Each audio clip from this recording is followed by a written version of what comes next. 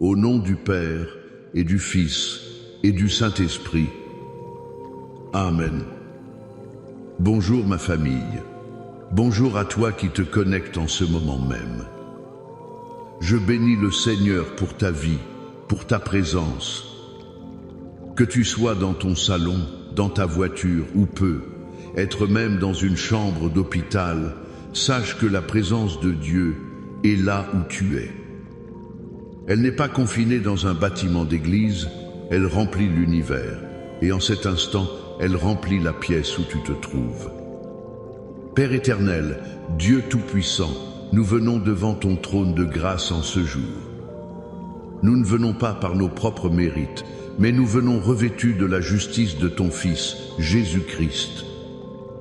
Et en ce moment même, Père, je demande une couverture spéciale sur chaque personne qui écoute ma voix. Je te prie, Seigneur Jésus, de nous laver, de nous purifier, de nous couvrir par ton sang précieux. Le sang qui a coulé à la croix du Calvaire. Je déclare que ce sang forme une ligne de démarcation autour de toi, autour de ta maison, autour de tes enfants, autour de ton esprit, de ton âme et de ton corps.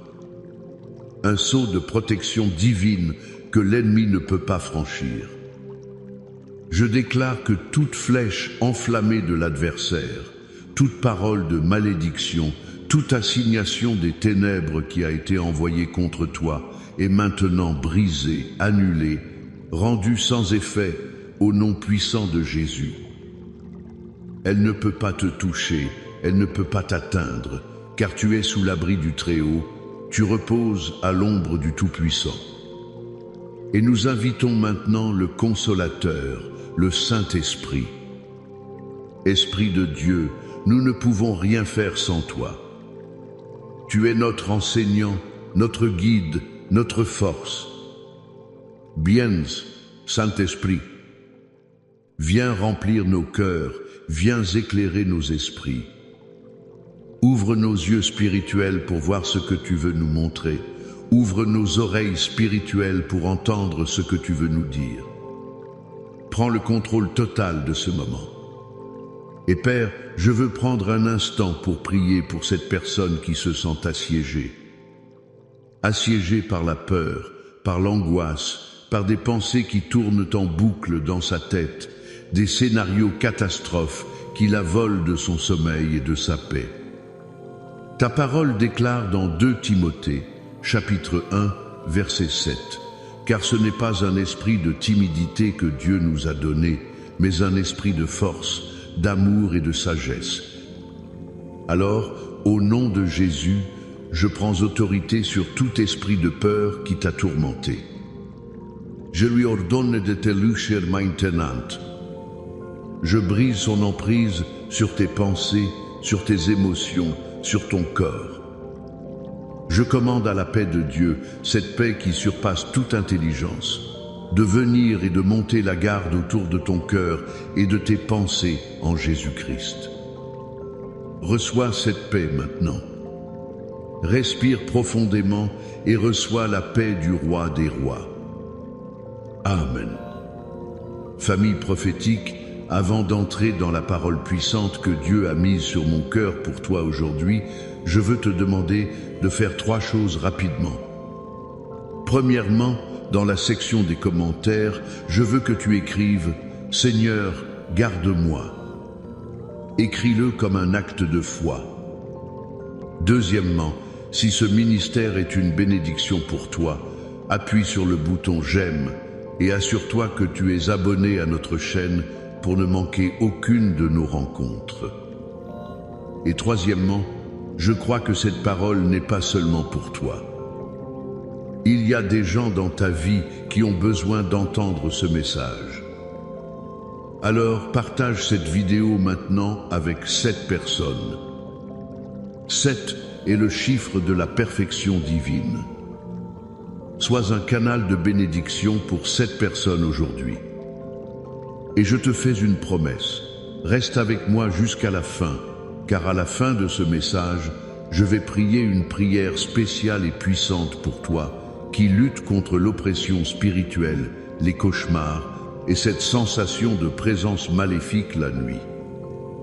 Dieu veut te libérer complètement aujourd'hui. Le thème que le Seigneur a déposé dans mon esprit est une prière, une déclaration, un cri du cœur. Seigneur, garde mon esprit et mon corps du mal. C'est une prière que nous devrions faire chaque jour, car nous sommes dans un combat. La Bible nous dit que nous n'avons pas à lutter contre la chair et le sang, mais contre les principautés, contre les puissances, contre les dirigeants de ce monde de ténèbres, contre les esprits méchants dans les lieux célestes. Et l'ennemi a deux cibles principales, ton esprit et ton corps. S'il peut capturer tes pensées, il peut contrôler tes actions. S'il peut affliger ton corps, il peut voler ta joie et ton service pour Dieu. Mais aujourd'hui, nous allons nous armer de la parole de Dieu, spécifiquement avec deux des plus puissants chapitres de la Bible, le psaume 23 et le psaume 91. Le premier champ de bataille, c'est ton esprit. C'est le centre de commandement de ta vie. Proverbe 4:23 nous dit « Garde ton cœur plus que toute autre chose, car de lui viennent les sources de la vie. » Le mot hébreu pour cœur ici, leb, ne désigne pas seulement l'organe émotionnel, mais le centre de la pensée, de la volonté, de l'intellect. C'est ton esprit. Et comment gardes-tu ton esprit? Le psaume 23 nous donne la clé. David commence par cette déclaration de dépendance totale. « L'Éternel est mon berger, je ne manquerai de rien. » Réfléchis à cela une seconde. Quel est le rôle principal d'un berger? Oui, il nourrit les brebis, il les conduit vers de verts pâturages et des eaux paisibles. Mais une de ses fonctions les plus cruciales est de les protéger. Le berger protège les brebis des loups, des lions, des voleurs. Il est le gardien du troupeau. Lorsque tu déclares « L'Éternel est mon berger », tu ne dis pas seulement « Dieu est mon pourvoyeur », tu dis « Dieu est mon protecteur, il est le gardien de mon âme, il est le gardien de mes pensées. » L'ennemi, le diable, est ce loup qui rôde, cherchant qui il dévorera. Et il n'attaque pas toujours avec des griffes et des dents visibles. Ses armes les plus efficaces sont des chuchotements, des mensonges, des pensées de doute, de peur, d'anxiété, de condamnation, de désespoir.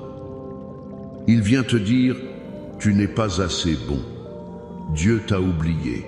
Tu ne t'en sortiras jamais. Cette maladie va te tuer. Tes enfants sont perdus. » Ce sont les loups qui tentent d'infiltrer ton esprit.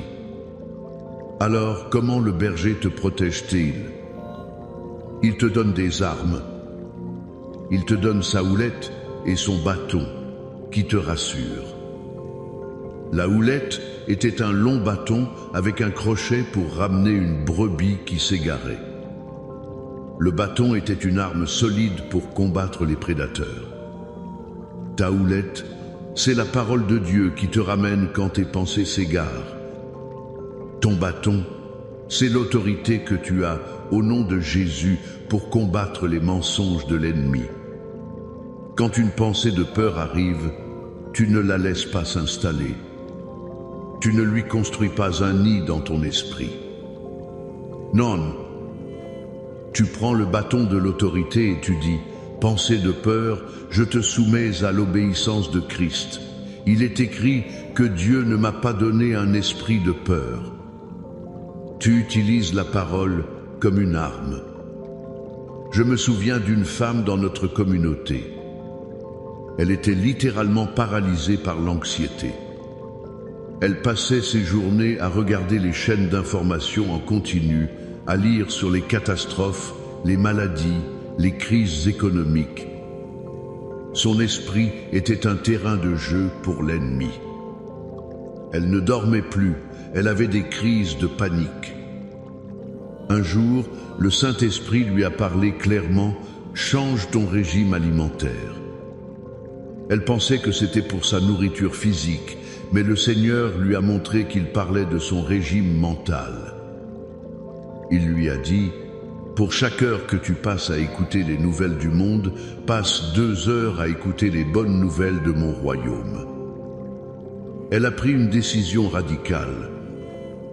Elle a coupé la télévision et a commencé à saturer son esprit de la parole de Dieu.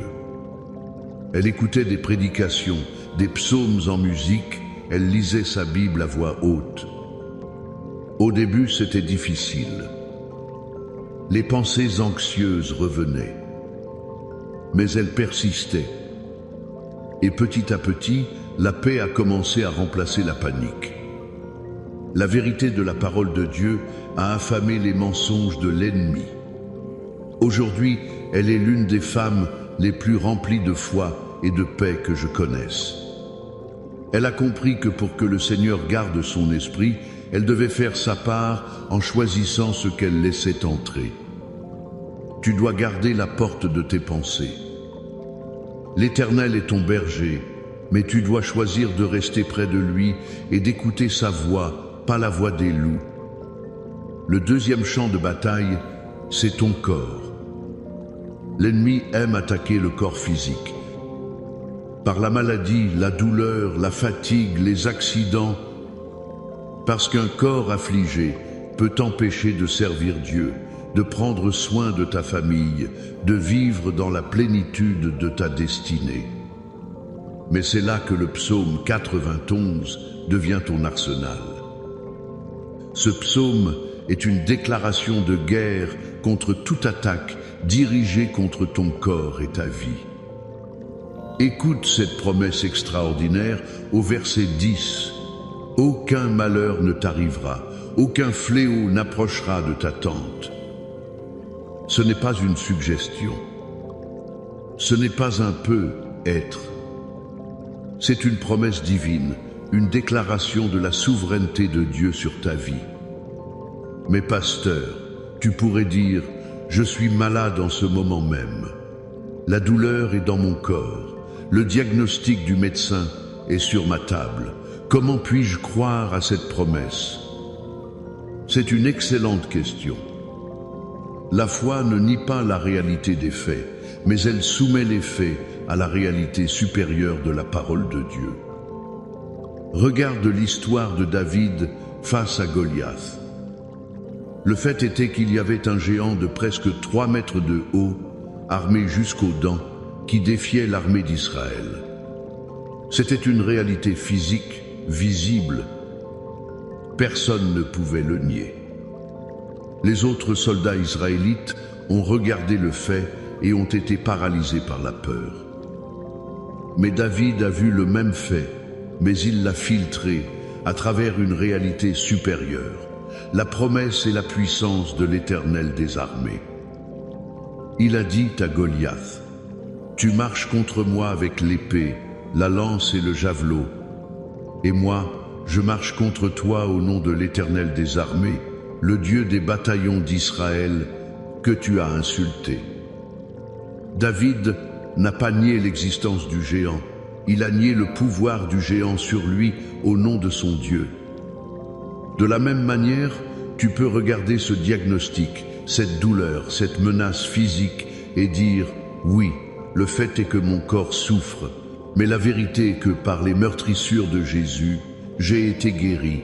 Oui, le fait est qu'il y a un danger, mais la vérité est qu'aucun malheur ne m'arrivera. Aucun fléau n'approchera de ma tente. Je place ma foi non pas dans ce que je vois ou ce que je sens, mais dans ce que mon Dieu a dit. » Confesser le psaume 91 sur ton corps, ce n'est pas une formule magique. C'est un acte de guerre spirituelle. C'est déclarer que ton corps est le temple du Saint-Esprit et qu'il n'est pas à la merci des circonstances ou des attaques de l'ennemi. C'est dire à la maladie, à la douleur, « Tu es un intrus, tu n'as pas le droit d'être ici. Mon corps a été racheté par le sang de Jésus et je commande ta soumission au nom de Jésus. Le psaume 91 continue. Il te couvrira de ses plumes, et tu trouveras un refuge sous ses ailes. Tu ne craindras ni les terreurs de la nuit, ni la flèche qui vole de jour, ni la peste qui marche dans les ténèbres, ni la contagion qui frappe en plein midi. C'est une protection à 360 degrés, 24 heures sur 24, 7 jours sur 7, contre les dangers visibles et invisibles, contre les attaques soudaines et les processus lents de destruction. Dieu te dit aujourd'hui, fais de moi ta demeure, fais de moi ton refuge, et je serai ton gardien infaillible. Alors, comment unissons-nous ces deux forteresses, le psaume 23 pour l'esprit et le psaume 91 pour le corps? En faisant de la parole de Dieu ta nourriture quotidienne et ton arme constante. Tu gardes ton esprit en le remplissant de la présence du bon berger. Tu gardes ton corps en te tenant sur les promesses de protection du Très-Haut. C'est un style de vie. Maintenant, je veux que nous fassions quelque chose de prophétique. Je vais lire l'intégralité du psaume 91 sur ta vie. Je ne veux pas que tu l'écoutes simplement. Je veux que tu le reçoives. Chaque mot. Visualise ces promesses comme une armure d'or qui se forme autour de toi, autour de ta famille. Es-tu prêt? Reçois cette parole. Celui qui demeure sous l'abri du Très-Haut repose à l'ombre du Tout-Puissant. Je dis à l'Éternel, mon refuge et ma forteresse, mon Dieu en qui je me confie. Car c'est lui qui te délivre du filet de l'oiseleur, de la peste et de ses ravages. Il te couvrira de ses plumes, et tu trouveras un refuge sous ses ailes. Sa fidélité est un bouclier et une cuirasse. Tu ne craindras ni les terreurs de la nuit, ni la flèche qui vole de jour, ni la peste qui marche dans les ténèbres, ni la contagion qui frappe en plein midi. Que 1000 tombent à ton côté et 10 000 à ta droite, tu ne seras pas atteint. De tes yeux seulement tu regarderas et tu verras la rétribution des méchants. Car tu es mon refuge, ô Éternel. Tu fais du Très-Haut ta retraite. Aucun malheur ne t'arrivera, aucun fléau n'approchera de ta tente. Car il ordonnera à ses anges de te garder dans toutes tes voies. Ils te porteront sur les mains, de peur que ton pied ne heurte contre une pierre. Tu marcheras sur le lion et sur l'aspic. Tu fouleras le lionceau et le dragon. Puisqu'il m'aime, je le délivrerai. Je le protégerai, puisqu'il connaît mon nom. Il m'invoquera, et je lui répondrai. Je serai avec lui dans la détresse, je le délivrerai et je le glorifierai. Je le rassasierai de longs jours, et je lui ferai voir mon salut. Amen. Reçois cette parole. Elle est pour toi. Elle est vivante et efficace. Maintenant, inclinons nos cœurs pour la prière. C'est le moment où la parole devient réalité dans ta vie. Père céleste, au nom puissant de Jésus, nous venons devant toi avec des cœurs remplis de foi à cause de ta parole. Merci pour le psaume 23 qui nous rappelle que tu es notre bon berger. Merci pour le psaume 91 qui nous assure de ta protection divine. Seigneur, nous prions maintenant pour la garde de nos esprits. Je te demande, Père, de sceller cette parole dans le cœur de chaque personne qui écoute. Aide-nous à être des gardiens vigilants à la porte de nos pensées. Donne-nous le discernement pour reconnaître les mensonges de l'ennemi et le courage de les rejeter instantanément. Apprends-nous à saturer nos esprits de ta vérité, de ta beauté, de ta pureté. Nous choisissons aujourd'hui de fixer nos pensées sur toi, le berger et le gardien de nos âmes. Nous déclarons que la confusion, l'anxiété, la dépression, le tourment mental n'ont aucune place dans nos vies. Au nom de Jésus, nous recevons l'esprit de force, d'amour et de sagesse. Et maintenant, comme je l'ai promis, je veux prier pour toi qui as été tourmenté dans ton sommeil, dans le silence de la nuit. Toi qui connais les terreurs nocturnes, les cauchemars qui te laissent épuisé et effrayé. Toi qui sens une oppression, une présence lourde quand les lumières sont éteintes. Au nom qui est au-dessus de tout autre nom, le nom de Jésus-Christ de Nazareth, je prends autorité sur tout esprit de peur, tout esprit d'oppression nocturne, tout esprit de tourment qui t'a été assigné. Je vous lie, esprits impurs, et je vous ordonne de quitter cette personne, sa maison, sa chambre, maintenant. Je déclare que ces nuits seront douces. Je déclare que les anges de l'Éternel campent autour de toi pendant que tu dors. Je relâche sur toi le sommeil paisible que Dieu donne à ses bien-aimés. Je prophétise sur toi que ce soir, tu dormiras comme un bébé dans les bras du Père, sans peur et sans tourment. Reçois ta libération maintenant, au nom de Jésus. Père, nous prions aussi pour la garde de nos corps. Nous nous approprions par la foi chaque promesse du psaume 91. Nous déclarons qu'aucun malheur ne nous arrivera. Aucun fléau, aucune maladie, aucun virus n'approchera de nos tentes. Pour chaque personne qui lutte contre une maladie en ce moment, nous libérons la puissance de guérison de Jésus-Christ. Par ses meurtrissures, nous sommes guéris. Nous parlons à chaque organe, à chaque cellule, à chaque système de ton corps, et nous lui commandons de s'aligner sur la parole de Dieu pour la guérison et la totalité. Sois guéri, au nom de Jésus. Nous brisons tout accident, toute attaque soudaine de l'ennemi contre ton corps. Tu vivras et tu ne mourras pas, et tu raconteras les œuvres de l'Éternel. Et nous étendons cette prière sur chaque domaine de ta vie. Nous prions pour la restauration de ta famille. Là où il y a eu division, nous déclarons l'unité. Pour ton mariage, nous brisons l'esprit de dispute et nous libérons l'amour et le pardon. Pour tes enfants, nous les couvrons du sang de Jésus et nous les arrachons des griffes de l'ennemi.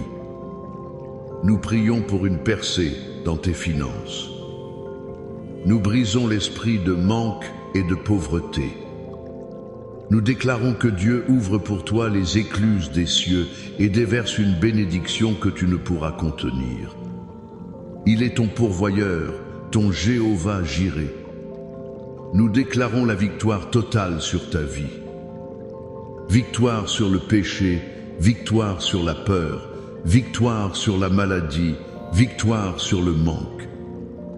Tu es plus que vainqueur par celui qui t'a aimé. Et maintenant, reçois cette bénédiction finale. Que l'Éternel te bénisse et qu'il te garde. Que l'Éternel fasse luire sa face sur toi et qu'il t'accorde sa grâce. Que l'Éternel tourne sa face vers toi et qu'il te donne la paix.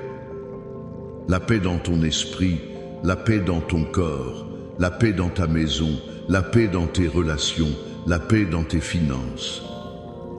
La paix parfaite de Dieu.